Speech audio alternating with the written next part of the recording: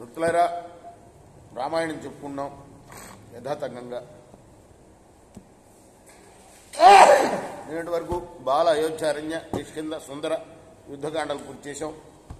ఉత్తరకాండలో కూడా 6 సర్గలు పూర్తి చేసి 7వ సర్గలో 13వ శ్లోకం వరకు చెప్పుకున్నాం. 14 నుండి కొనసాగిద్దాం. కొనసాగించే ముందు వాల్మీకి మహర్షిని ప్రార్థన చేసుకుందాం. కూజంతన్ రామ రామేతి మధురం మధురాక్షరం ఆరుహ్య కవితాచాకం వందే వాల్మీకి కోకిలం. సమర్థద్గురు సాయినాథ్ మహారాజ్ की जय. బిజ్జమానాశ్చరై సంఖ్యే నారాయణ కరచ్యుతై నిపేతు రాక్షసా భూమౌ శైలా వజ్రహతా ఇవ. శ్రీ మహావిష్ణు ప్రయోగించిన బాణాల చేత రాక్షసులు బద్దలు కొట్టబడి వజ్రంతే కొట్టబడిన పర్వతాల్లాగా నేల మీద పడ్డారు. వ్రణాని పరగాత్రేభ్యో విష్ణు చక్ర కృతాని అశ్రుక్షరంతి దారాభి స్వర్ణధారా ఇవాచలా. శత్రువుల శరీరాలపై విష్ణు చక్రం చేత చేయబడిన వ్రణాలు పర్వతాలని స్వర్ణధారల వాళ్ళగా రక్తధారలు స్రవించాయి. ఎలా అయితే పర్వతాలకు ఇంద్రుడు యొక్క వజ్రాయుధం దెబ్బ తగిలినప్పుడు పర్వత సువర్ణధారణల్ని ఎలా కురిపించాయో, అలా రాక్షసులకి విష్ణు యొక్క చక్రాయుధం యొక్క వేటు వల్ల రక్తధారలు స్రవించినాయి. శంకరాజరవశ్చాపి సాంఘ్యచాపరవస్తదా రాక్షసానాన్ రవాంశ్చాపి గ్రసతే వైష్ణవో రవ.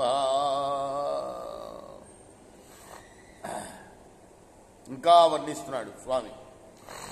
శ్రేష్టమైన ఆయన శంఖధ్వని, విష్ణు యొక్క శంఖధ్వని, అలానే శాంగ్యం అనే ఆయన ధనస్సు యొక్క ధ్వని,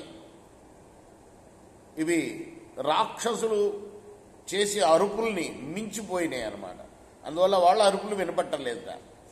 తేషాం శిరోధరాన్ ధూతాన్ శరధ్వజ ధనుంషి చ రథాన్ పతాకాం స్థునీరాం చిచ్ఛేద సహరి శరై. శ్రీ మహావిష్ణు బాణాల చేత ఆ రాక్షసుల కంఠాలు కదల్చబడుతున్నాయి, అంటే తురిగిపోతున్నాయి అన్నమాట.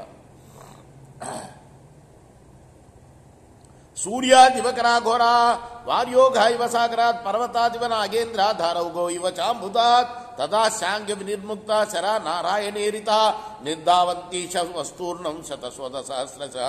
విష్ణు ప్రయోగింపగా శాంగ్యం నుండి బయలువడిన శత్రువుల్ని హింసించే 100 కొలది 1000 కొలది బాణాలు సూర్యుని నుండి వెలువడే కిరణాల్లాగా, సముద్రం నుండి వెలువడే జలప్రవాహాల్లాగా, పర్వతాల నుండి వెలువడే గజాల్లాగా, మేఘాల నుండి వెలువడే జలప్రవాహాల్లాగా శీఘ్రంగా వచ్చాయి. రేపు మనం ఈ యుద్ధ వర్ణన 21వ శ్లోకం కొనసాగిద్దాం. అగస్త్యుడు చెప్తున్నాడు. ఎవరికి చెప్తున్నాడు? రాముడికి. ప్రశ్న ఏంటి? రాముడు వేసిన ప్రశ్న అప్పుడప్పుడు గుర్తు తెచ్చుకోవాలి మనం. ఎందుకు ఇంద్రజిత్తు గురించి ఎక్కువగా పొగుడుతున్నారు మీరు? అంతకన్నా గొప్పవాళ్ళని చంపాను కదా నేను. ఇంద్రజిత్తును చంపినందుకు బాగా పొగుడుతున్నారంటే ఇంద్రజిత్తు యొక్క వాడి యొక్క దాన్ని ఏమంటారు, వంశ పరంపర అంతా చెప్తున్నారనమాట. ఏ రాక్షసులు ఎప్పుడు పుట్టారు, ఎట్లా వచ్చారు, అసలు వీడి పుట్టుక ఏంటి, అదంతా ఇంకా ముందు వస్తుందన్నమాట. కృష్ణార్పణమస్తు. సాయి కృష్ణార్పణమస్తు.